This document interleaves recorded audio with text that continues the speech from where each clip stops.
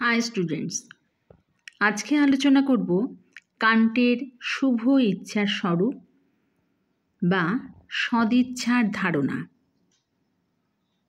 তো এটা হলো ফিলোসফির একটা টপিক, নীতি কর্তব্যবাদী রূপে কান্টের শুভ ইচ্ছার স্বরূপ বা সদিচ্ছার ধারণা। তো এই যে নীতি কর্তব্যবাদী রূপে কান্ট, এই কান্টের যে শুভ ইচ্ছার স্বরূপ বা সদিচ্ছার ধারণা, এই প্রসঙ্গে বলি যে ইচ্ছার একমাত্র নিজস্ব মূল্য আছে, কান্ট তাকে শুভ ইচ্ছা বলেছেন। আর শুভ ইচ্ছার কাজ হলো আমাদের কর্তব্যবোধকে উদ্বুদ্ধ করা। নৈতিক বিধি অনুসরণ করা হচ্ছে আমাদের কর্তব্য। এই কর্তব্যবোধের উৎস হলো একমাত্র শুভ ইচ্ছা।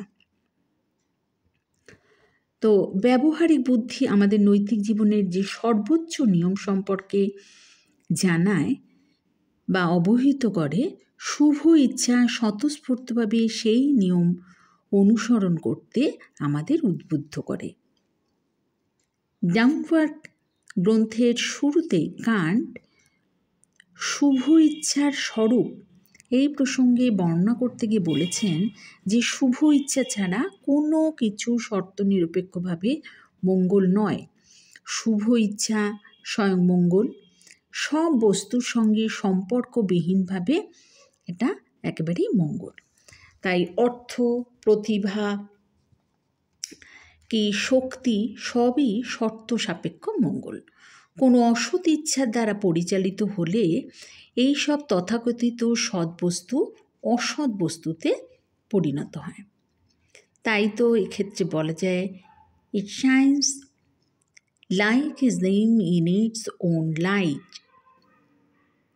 তো কান্ট ইচ্ছার স্বাধীনতা ও ইচ্ছার পরাধীনতার মধ্যেও কিন্তু পার্থক্য করেছেন। এবার এক্ষেত্রে এই যে পার্থক্য করেছেন, এই ইচ্ছা যখন কামনা, বাসনা, ভালোবাসা, ঘৃণা এই প্রবৃত্তির দ্বারা প্রভাবিত হয়, তখন ইচ্ছা হলো পরাধীন। আর শুভ যে ইচ্ছা, সেই শুভ ইচ্ছা কিন্তু সবসময়ই স্বাধীন।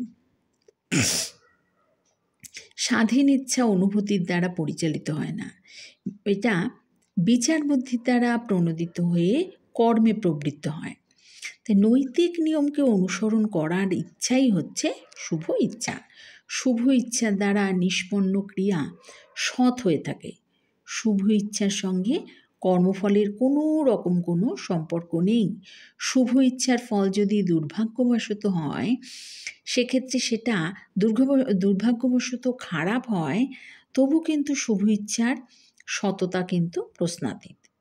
তাই ফলের ওপর শুভ ইচ্ছার মূল্য কিন্তু নির্ভর করে না। প্রতিকূল পরিস্থিতির জন্য শুভ ইচ্ছার ফল শুভ নাও হতে পারে।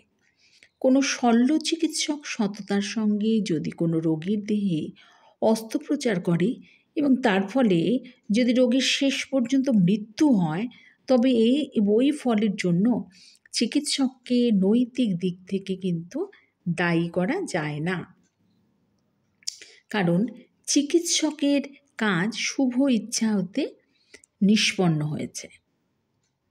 তাই কর্তব্যের জন্য কর্তব্য সম্পাদনের মাধ্যমে শুভ ইচ্ছা নিজেকে প্রকাশ করে।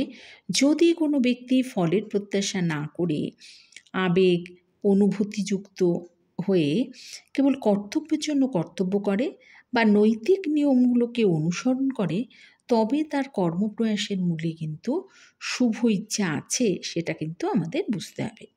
কিন্তু যদি কোনো ব্যক্তি কর্তব্যবোধে উদ্বুদ্ধ না হয়ে কেবল ফলের আশার জন্য বা আবেগের বশে কোনো কাজ করে, তবে সেই কাজ কিন্তু শুভ ইচ্ছাবশত এমন সেটা কিন্তু নাও হতে পারে। তাই এরকম কাজকে কিন্তু কান্ট বিকারগ্রস্ত কিন্তু বলেছেন। তাই মানুষের ইচ্ছার কোনো একটি উদ্দেশ্য বা লক্ষ্য কিন্তু সবসময় থাকে, কিন্তু শুভ ইচ্ছার বাহ্যিক কোনো উদ্দেশ্য নেই।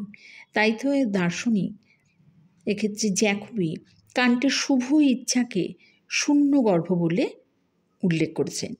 এ উইল দ্যাট উইলস নাথিং। তবে শুভ ইচ্ছার যে বর্ণনা কান্ট দিয়েছেন, সেটা কিন্তু উপেক্ষণীয় নয়। তাই একথা কিন্তু আমাদের প্রত্যেককেই স্বীকার করে নিতে হবে যে সৎ জীবনের মূল ভিত্তি হলো শুভ ইচ্ছা। তো এটা তোমাদের বোঝালাম, এটা হলো কান্টের সদিচ্ছা, অর্থাৎ নীতি কর্তব্যবাদী রূপে কান্টের শুভ ইচ্ছার স্বরূপ। এটা হচ্ছে ফিলোসফির একটা টপিক,